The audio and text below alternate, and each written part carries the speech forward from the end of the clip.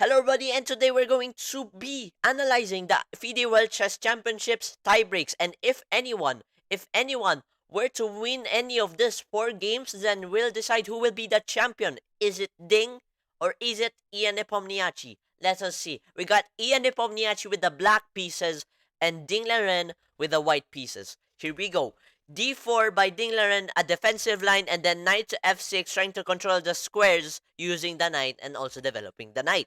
We got knight to f3, developing another knight for white. Now we got both knights developed, and pawn to d5, taking away the center on the e4 and c4 squares, which will be taken by Ding again and later. And pawn to c3, trying to support the d4 pawn and also try to, develop the bishop to f4 and making it a London system. But that all breaks from pawn to c5, which Ding can literally take, which he did take the pawn on c5, and now pawn to e6, trying to take away the pawn back on c5, and then bishop to e3, defending the pawn on c5.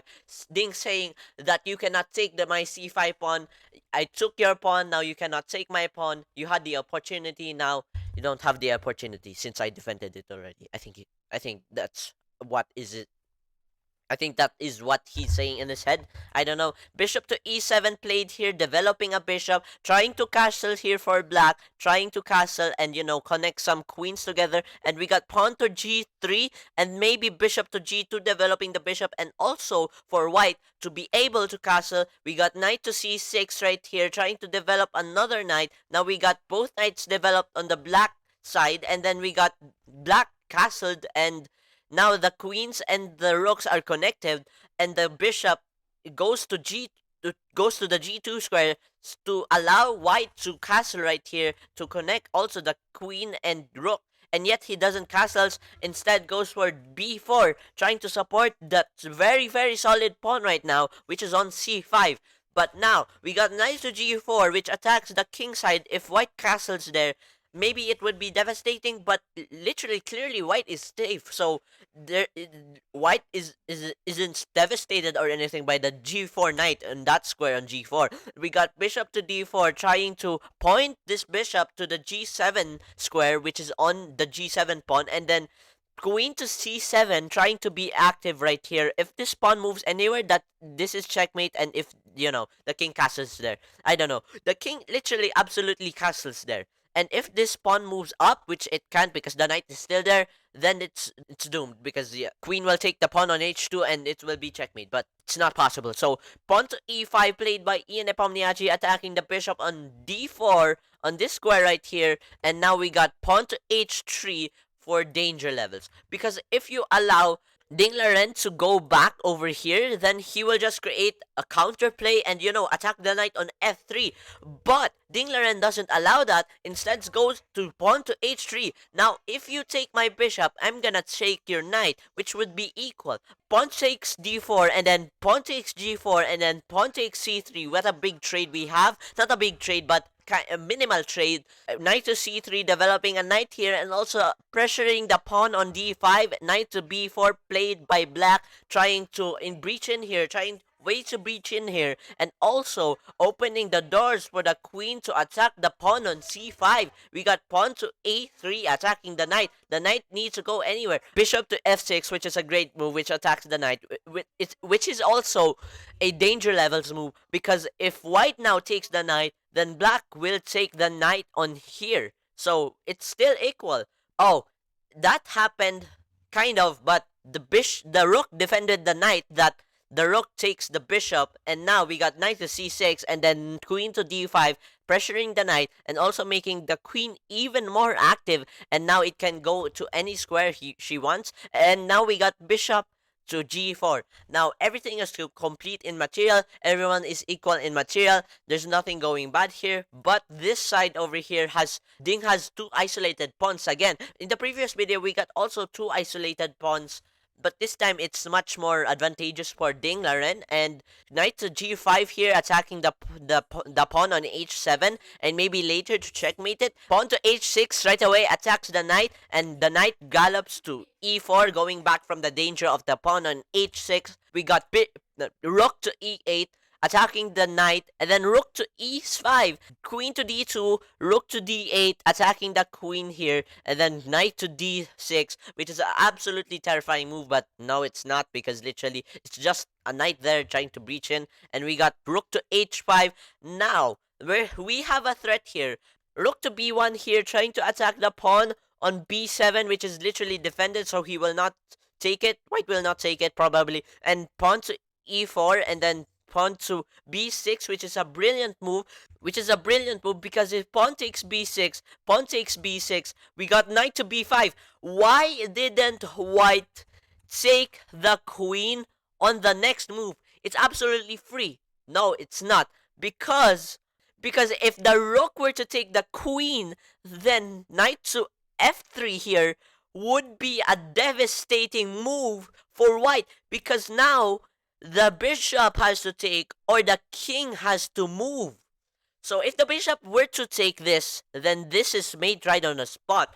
The white's pieces cannot do anything about the black rook's mate in h1. Like, this queen cannot do anything about it. This rook cannot do anything about anything. And if a random move happens, this is mate. The king cannot go anywhere, and it's on check. But if the king were to move, then the queen were to take, and now black would win. And just to win after rook, the king has to move, and then the knight has to take the rook, or else, I don't know, it will be balanced.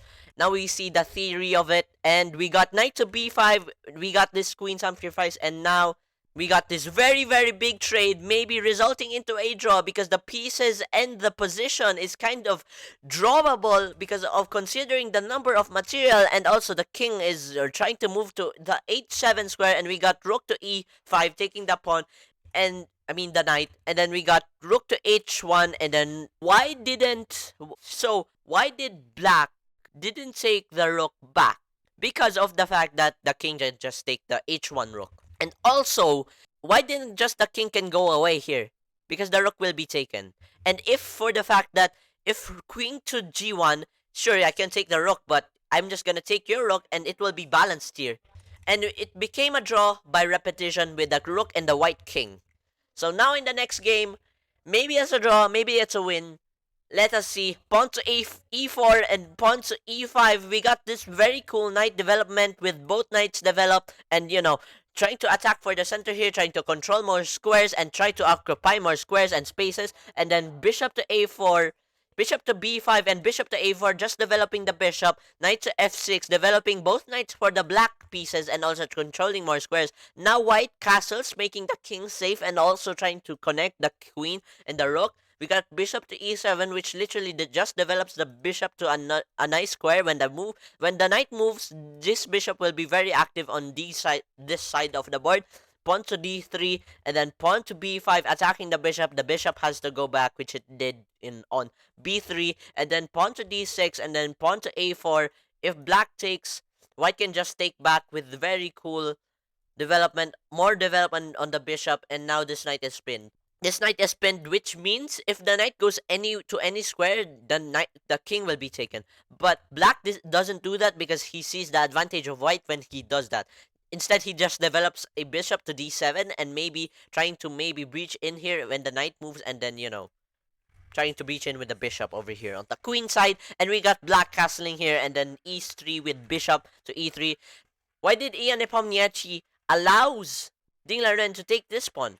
It's because that the fact this pawn can be easily won back by going knight to c3 and also barging in with bishop to c4 maybe, and also attacking it like this. And now this happens, knight to c3 over here, attacking the pawn on a4, and then we got rook to b8, and then trying to attack this pawn on b2. This bishop right here can just move and, just try to obliterate this pawn when this rook tries to go here, and this is still nothing because this is defended, everything's defended, and everything is going to be chaos over here. But that didn't happen, and now the knight takes, and then knight goes to d4, which is very powerful. Now we got this powerful knight on d4 on the black side right here, and then we got bishop to c4. Now we also have this powerful bishop, and pawn to c6, and then knight to d4, trading off the okay bishop for the very good bishop on the black side on d4, and we got the pawn on d4 now, which is very weak and very not good for supporting it. What did I just say? I don't know. I'm just gonna continue. Rook to e1 here, trying to open up, and now the board explodes. Pawn to e5 over here attacks the knight and the pawn. And the knight has to move, and now we got this very cool trade with the pawn. Why do I keep saying very cool? And then the next term. I don't know. But anyways, we got bishop takes bishop, and then we have this. Now we have this trade between two queens, and if black takes, now they take. And now it's kind of drawable because it's a major trade, and because of the fact that not the material are equal, but the position isn't, because white is winning more in the position. But who knows? It might be a draw because of the material advantage. We got bishop takes c4 here, trying to double the pawn structure. As I've said, doubling the pawn structure is very bad. Rook to b4, take the pawn on c4, and also pressuring the knight on a4. And then we got rook to c5, trying to defend the pawn on c4. And then we got pawn to d3, trying to attack the pawn on c2, and maybe pushing to make a queen soon, but that is impossible because of the rook on a1.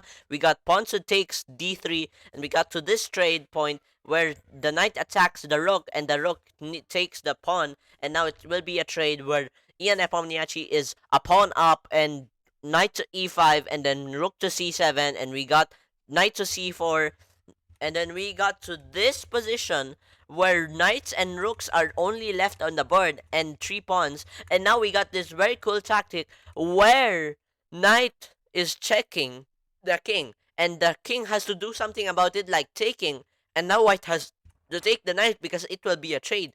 As you can see, that purpose of a knight move is to double the pawn structure and to weaken king's position. But even then and now, it's still a draw. So they agreed into a draw by repetition. Yeah, for this next game, okay, we got f3, which is the Reti opening, because Ding Laren doesn't play the Reti opening. This is the first time he played the Reti opening in the FIDE World Chess Championships. We got d5 taking the center here, and then pawn to g3, playing passively here with the Reti opening, and maybe soon chipping away black's position. We got pawn to c4. If black right away takes, that's not good because literally the pawn, there's only one pawn in the center now. Pawn to c5, trying to take back the center right away on the d4 square. And we got to this exchange where black can just take, and then we got this very good knight, which is very maybe powerful, but it can just be easily attacked with pawn to e4 here, no worries. Knight to c6, trying to develop a knight, and then we got takes, and then takes, and then takes, and then takes, and then attacking the queen over here. So we got to this position where the white is trying to mate here, but black prevents that by attacking the queen. And if the queen moves anywhere except to this square, if the queen moves anywhere, this bishop will be taken, and this rook is trapped. It cannot go anywhere. Therefore, it will be taken also. The queen needs to move here to defend the bishop in order to make the black not attack the bishop on b2, and then knight to f4, attacking the bishop on g2, and then pawn to f4. We got to this position where all the major pieces are traded. By the way, knight to f4 is a very flashy move, because if the queen takes f4, then bishop takes b2, and then the rook can't go anywhere. So any random move, the rook is still trapped. So we got to this position where a major piece is traded, and a draw is on the way, and it is possible. And now we got to this position where everything is traded, and now opposite colored bishops, which is the dark bishop versus dark black bishop versus the light white bishop, is very drawable. It's just very drawable. I don't know why. You can search on Google or something. Bishops are drawable, and it will become a draw. It's just the fact that the pawns are okay on count, and even if white is down 2 pawns, it's still drawable because opposite colored bishops, because that's how it works. Draw by repetition of bishops and of the white king, and we got to this final game. And maybe you have seen the champion before because this is a very late recap, but believe me, if you didn't watch the live, then wow, you're very well in store for what's coming. We got e4, pawn to e5, knight to f3, developing a knight and attacking the pawn on e5. We got knight to c3, 6, and trying to, defend on e5, and then we got the Spanish opening. I think you already know the Spanish opening. It has played a lot of times in the FIDE World Chess Championships between Dingler and Ian Nepomniachtchi in the previous rounds. If you hadn't watched the previous rounds, then go watch it. What are you doing?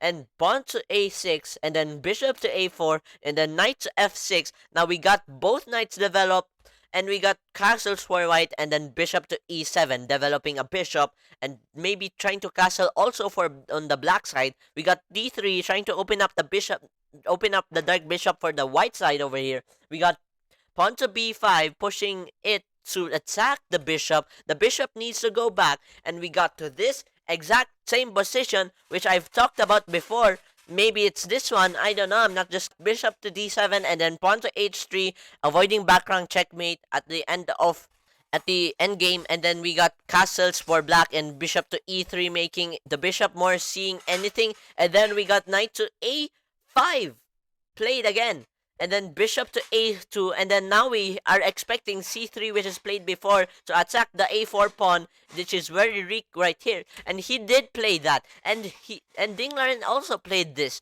We got bishop to b1, which is an inaccuracy, but also a disrespect, because literally this pawn is blocking the bishop from seeing anything, and also this knight is being blocked by the bishop right here.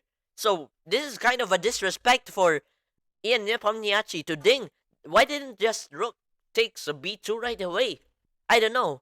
Maybe Ding Laren hated that the fact that the white will open the position up in this side of the board. Maybe. You know? I don't know. Queen to e8, trying to set up a defensive line for the pawn on a4 here, which is very weak. And we got pawn to b3, and now you cannot take this pawn with the rook because I'm gonna take it with the pawn, and then pawn to c5, and then knight to a4, taking back the weak pawn, and we got knight to c6. This bishop right here is a disrespect earlier from what I said, but now it became a disadvantage. White needs to open up the position here for the white bishop in order to make the white bishop active, in order to attack, to make the white bishop attack, in order to have more pieces attacking on the black side. We got knight to c6 going back, and we have an inaccuracy. I don't know why. Maybe it's the third time of the knight moving.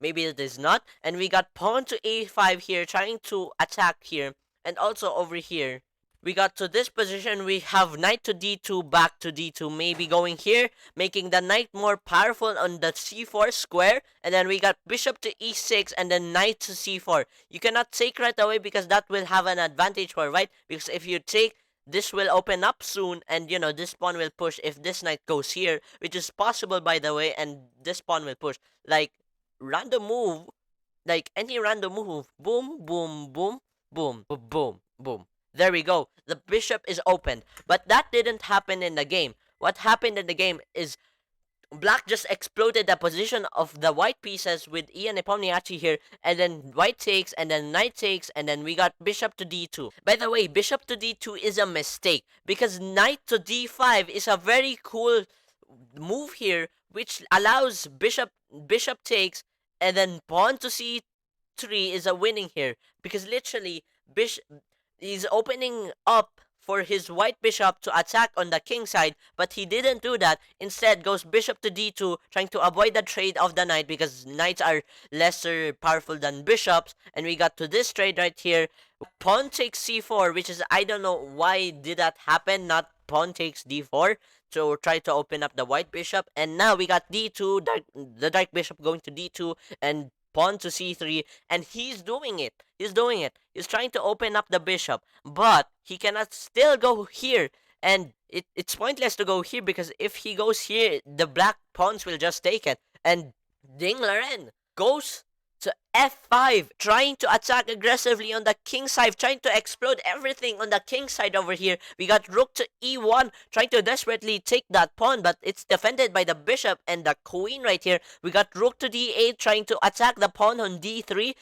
The bishop needs to go away or move, but it's still defended by white, so black needs to have another piece to attack it to take it, but we have queen to g6 here, pointing the pawn on g2, and now black is kind of winning, but yet it's still a drawable position, even though the pawns are going to come over here and try to explode white's territory on the king side. We got queen to e2 here, trying to make the queen defend the pawn on d3, and then queen to d6, and then pawn to g3, and then we got rook to e8, trying to make this pawn push, and we got queen to f3, and now we got an inaccuracy. Why is this an inaccuracy? Well, it is an inaccuracy because the queen can just breach in here. Instead, he didn't do that. He just made a trade, and this is a great move. Got knight to d3 here, attacking the rook on e1, but white doesn't allow that and takes the knight, and we got this beautiful trade where the queen on d3 breaches in, is trying to breach in over here, and we got pawn takes f5, rook takes e1, and then bishop to e1. Everything is kind of traded right now. Now we have 3 pieces on the board versus 3 pieces on the board, and we got 1 doubled pawn versus 2 isolated pawns. Who will win? Now black takes the extra pawn on c4, which is very weak, and then black takes the other pawn, and then we got to this position where white and black are still drawable. And we got this white queen attacking the rook on f7, and we got bishop takes c3, rook takes c1, which is a pin, which is if this bishop moves anywhere, the queen will be taken. But these 2 pawns are going to decide the game. Because you know why? Rook to f6, trying to, support the pawns here, and also maybe to go for this file, trying to breach in on the d file here. And we got queen to d7, which is an inaccuracy. We got queen to e2, and what is white going to do about these 2 pawns? I'm gonna tell you. Nothing. He cannot do anything about it. But it's still drawable.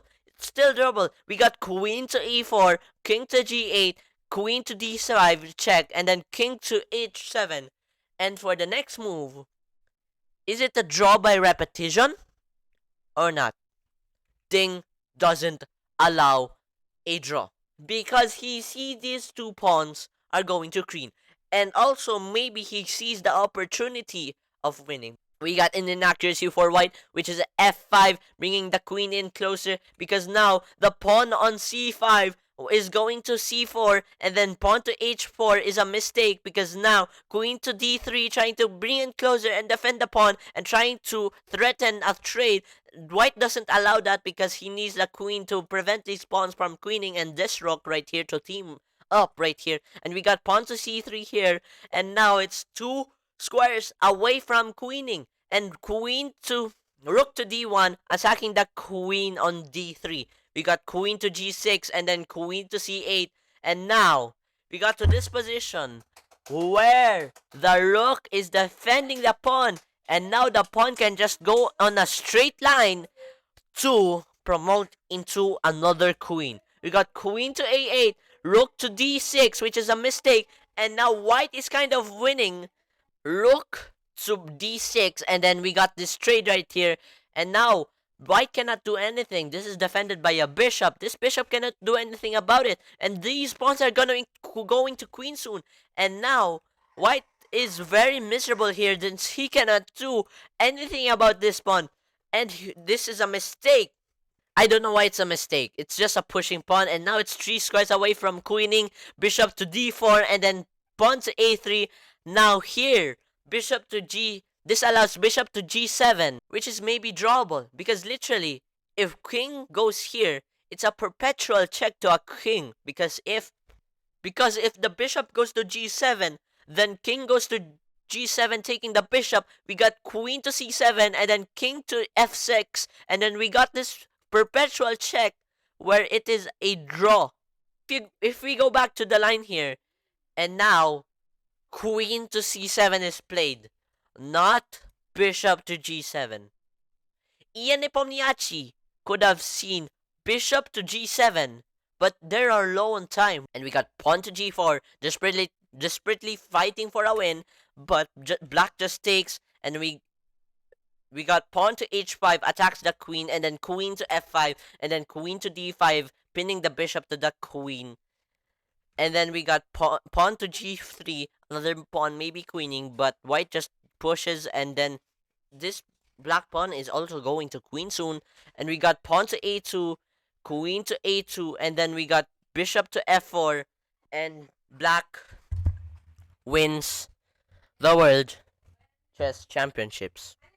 And we got Ding Liren at the crown of being chess championships because of these two pawns a while ago deciding the game. They're going to queen soon, and Ian Nepomniachtchi can do nothing about it. Wow, what a devastating lose for Ian Nepomniachtchi, with literally two pawns going to queen, and maybe this third one also going to queen. Literally just Ding Liren destroying Ian Nepomniachtchi. And I think that's all for today's video. Congratulations to Ding Liren, who became the World Chess Championships. Wow. Okay, that's all for this video. Subscribe, like, if you enjoyed the video. See you guys in the next video. And also, please don't forget to press the notification bell after pressing the subscribe button. It makes you notify every single video I upload in this channel. And yeah, that's it. And see you guys in the next video.